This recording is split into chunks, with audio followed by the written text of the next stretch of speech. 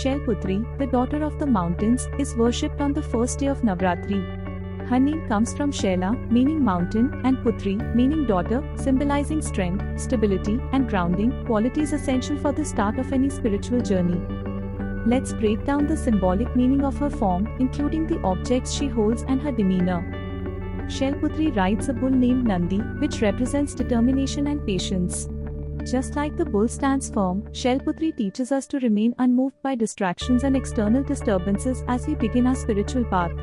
In her right hand, she holds a trident, Trishul, which symbolizes power and control over the three gunas, tamas, ignorance, rajas, passion, and sattva, harmony.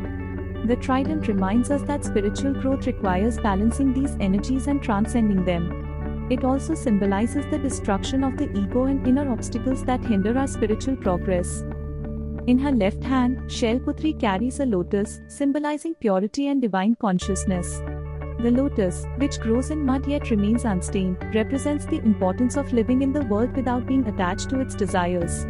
Shailputri is often depicted with a crescent moon on her forehead, symbolizing the cyclic nature of time and the phases of spiritual growth. The moon teaches us that just like its phases, our spiritual journey also evolves. Additionally, the red bindi on her forehead represents third eye awareness and spiritual insight, reminding us to focus on inner wisdom rather than external distractions.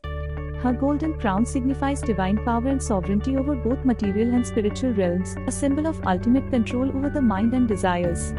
This highlights the need for self-discipline and mental clarity as we progress on the path of self-realization.